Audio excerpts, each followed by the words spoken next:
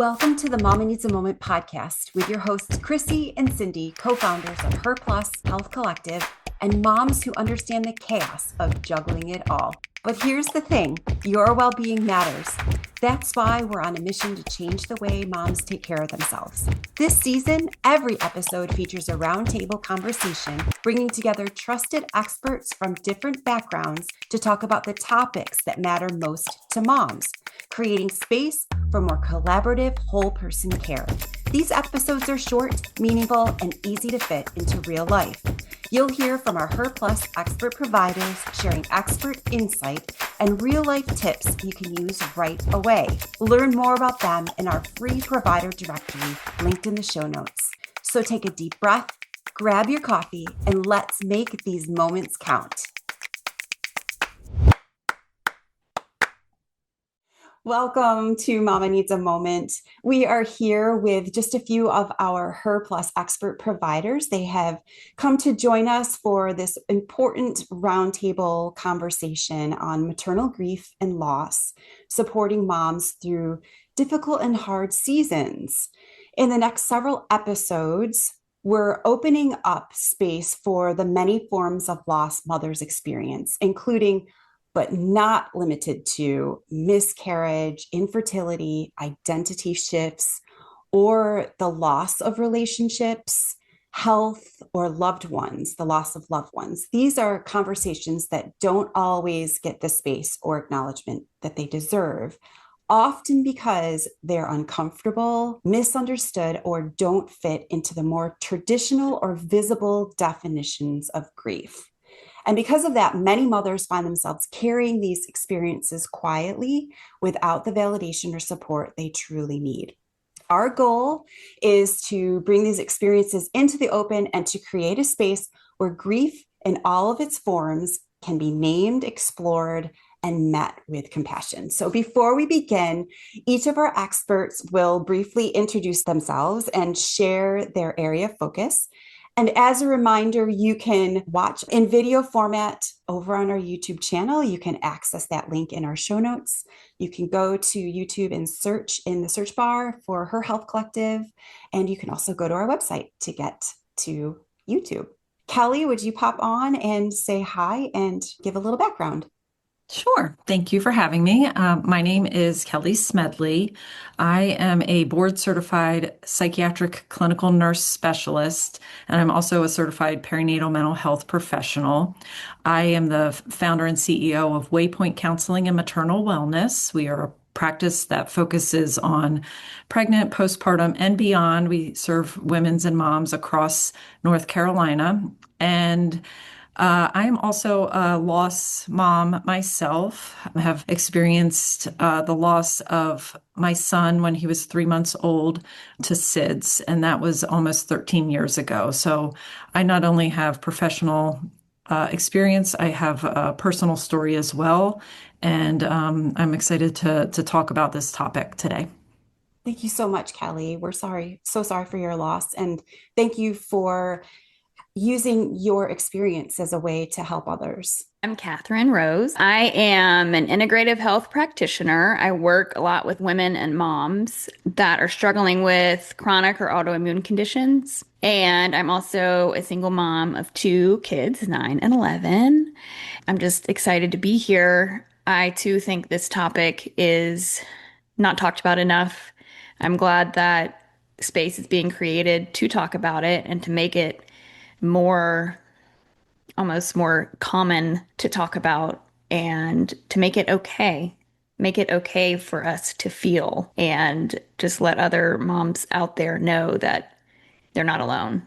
I'm Sarah Shimanovsky, and I'm the owner of Fermata Counseling, which is a practice where I focus on moms and perinatal mental health, but I have a soft spot in my heart for grief work as well. And like Catherine was saying, like, let's talk about it, because a lot of times in our grief, we are isolated, and the less isolation, that there is, and the more these uncomfortable conversations are brought forward, the more we find our community and the more we find our safe spaces to talk about grief and realize that, oh, actually, we all walk our own grief journeys. And, you know, there's a lot that I can get from having these conversations with others. We're moving on now to talk about grief inside relationships and how we have to hold it in motherhood. Grief is thought of as an individual experience, but in motherhood, it rarely exists in isolation. Grief never really does it? It shows up in partnerships and families and the relationships around us. One of the hardest parts is that people don't always grieve in the same way, which we've touched on in our previous episodes. One person may want to talk about things while another pulls inward and decides that they need time alone. And those differences can create distance or misunderstanding during a time when connection is needed most. Many moms also find themselves feeling unsupported by others who don't know what to say or say things that don't quite land the way they intended. And please go back if you need a little bit of input on that. So, in this particular episode, we're exploring how grief impacts relationships and what it can look like to stay connected through it all. My main question to all of you is, how does grief impact relationships and what can help couples and families navigate loss together? I feel like one of the first things that comes to mind is for moms, there's like an added layer of the feeling like we have to hold everything together, like emotionally, physically, our family, like even while we're grieving, it can be hard to accept help. And that feeling can be and feel incredibly isolating. Definitely.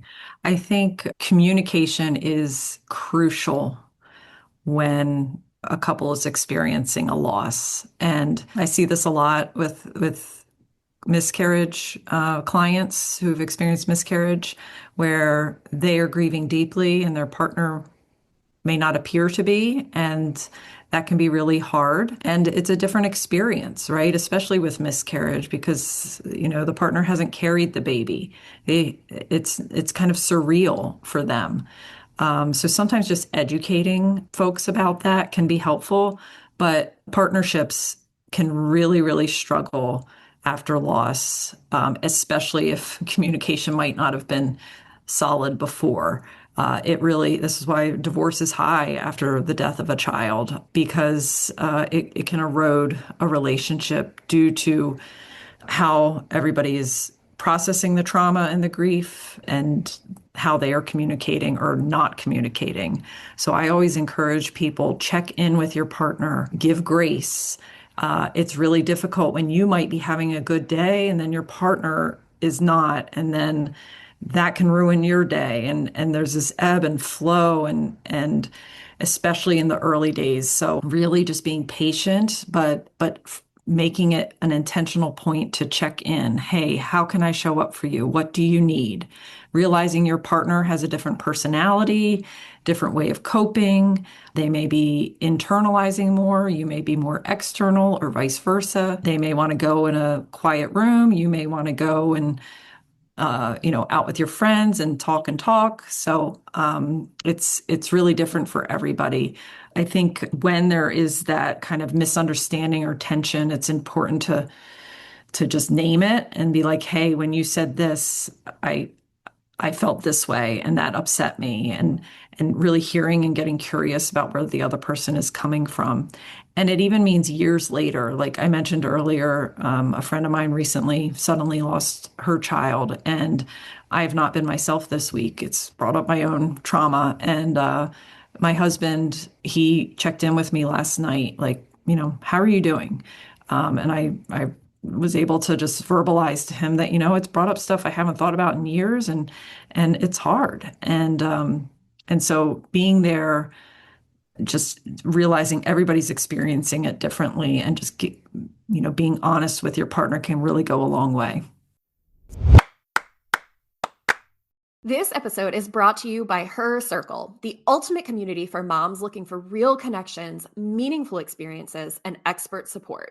From mom's night out and family adventures to book club, volunteer opportunities, and expert workshops, Her Circle is where moms come together to learn, laugh, and lift each other up. Spots are limited, so join the waitlist at herhealthcollective.com/membership. I want to go back to the picture that Kelly painted earlier, and maybe it's in another episode of like, instead of being linear, grief is like this really messy scribble. And so if you're listening and you don't have a visual, just imagine a 3-year-old taking a crayon on a piece of paper and just going to town. Okay, that is the line of grief. And a partnership is grieving something at the same time, grieving a loss at the same time. You've got two different scribble pictures, and they're not going to overlap in the same places. So all the suggestions that Kelly had of giving grace and understanding is so important, and breaking it down just a little bit more, trying to make sense of different types of scribble art, if you will. Cindy and Chrissy, we've talked about griever styles before, and so I just wanted to give those a name in this episode as well, of, that grief researchers have given a name to what was once named feminine grief and masculine grief, which is bogus because whatever, we can leave that gender stuff away from the conversation there. And the names that have been given instead have been intuitive grief. So being an intuitive griever or an instrumental griever, or then maybe a combination of both, because again, we're not in black and white world here. We're in scribble world here.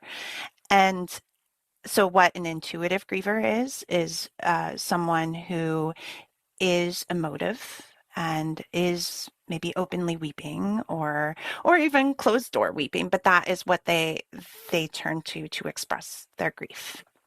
And we get that. We get that type of grief because that is the picture that we see. But in the other column, we have an instrumental griever who may be action oriented, who may be the one who is like suddenly organizing clothes or like maybe doing something not even useful, but like out building a birdhouse. I don't know what it would be, and you're like, what the heck are you doing? Why do you think this is important right now? Well, that could be their grieving style of like, instead of sitting in the tears, I am finding something to do.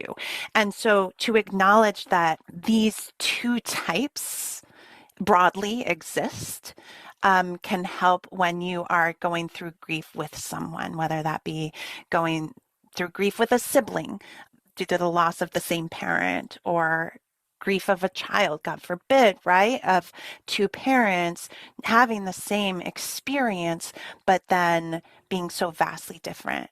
And so understanding that both of these are okay, that you can be married to an instrumental griever and make space for them while you are sitting in your intuitive grieving style, right?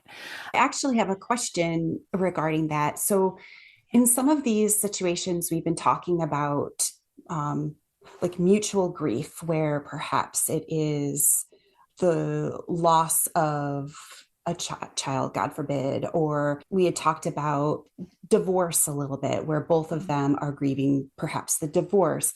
What happens if it's something like illness, where there would perhaps be someone who's holding the illness? So like, let's say there's a partnership and the female was diagnosed with some sort of health, and their partner had to deal with the care of them or them having the illness. So there's kind of two different things, where one is dealing with, I have to process that I have this health problem, and the other one is dealing with, oh my gosh, I have to deal with her being sick, or process through. Deal with is not really like the right language, but process Oh, yeah. through the someone I care about having this illness. And this can be used in a lot of ways, like changing bodies and infertility, where the female is experiencing in her body the lack of being able to hold the child, where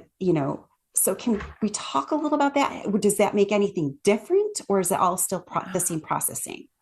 It all makes everything different, And I think that's the key to this, like that there will be so much nuance in every single situation. And that one that you explained, like if someone were to come to me in a session and being like, I am going, for example, I'm going to take your first scenario. I am going through cancer treatment. I am experiencing this in my body. I am ill. I am sick. I'm feeling like, and my partner's over in the corner being an intuitive griever about my illness and crying, and I can't handle it anymore. I can't handle his feelings, right?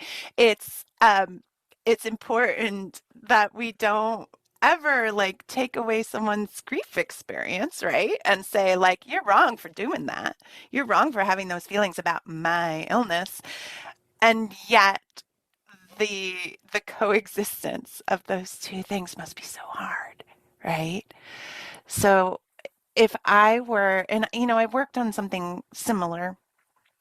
I with a client whose husband was really having big feelings about something that she was experiencing. And one thing that I asked her to do was like, can you have a script when he's in these feelings of, and you don't have the emotional capacity because you're over there dealing with the actual experience. Can you have a script? Can we come up with it right now of like something that acknowledges his experience and shows empathy, but then redirects to like your needs as the person going through it at the moment? So like holding space for the feelings of his grief and then redirecting him back to, I need some support right now as the person who is vomiting, or as the person who is holding,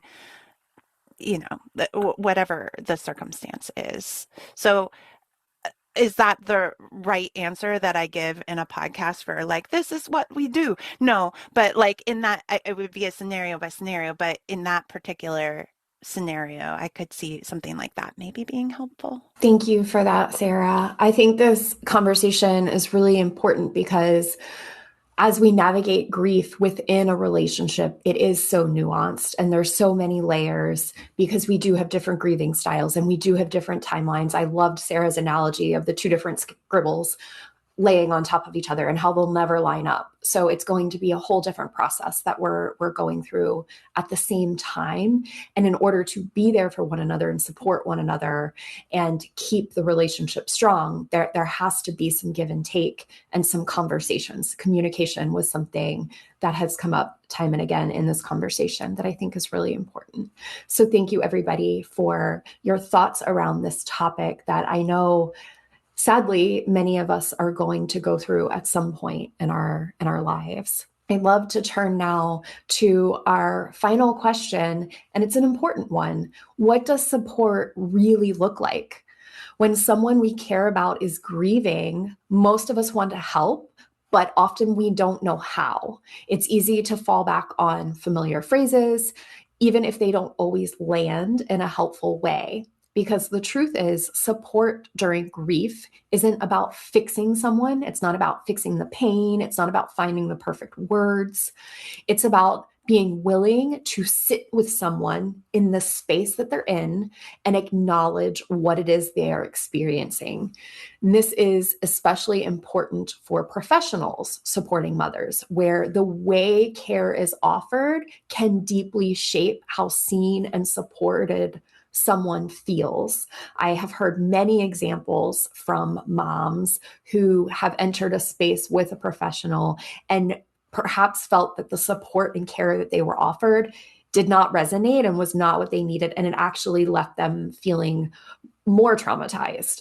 So today we're talking about what meaningful, compassionate support actually looks like and how we can show up in ways that help moms feel less alone, and maybe even how moms can advocate for that for themselves if they need it, for example, in that professional relationship. So, what does meaningful, compassionate support actually look like for mothers experiencing grief and loss? A huge shout out to our Patreon subscribers. Your support truly means the world to us. Thanks to you, we are able to continue the weekly production of Mama Needs a Moment and getting this valuable information from these incredible guests out to you, our listeners.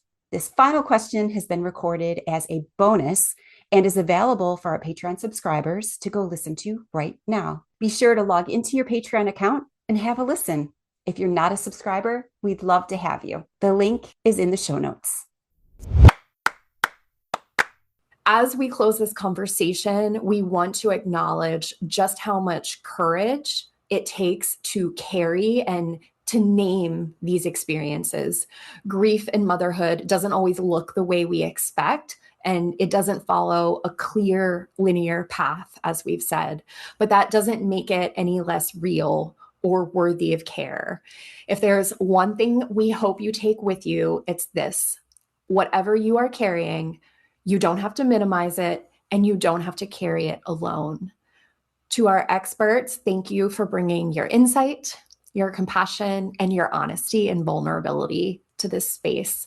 And to every mom listening, we see you, we honor your story, and we are so glad you're here. Until next time, this is Mama Needs a Moment.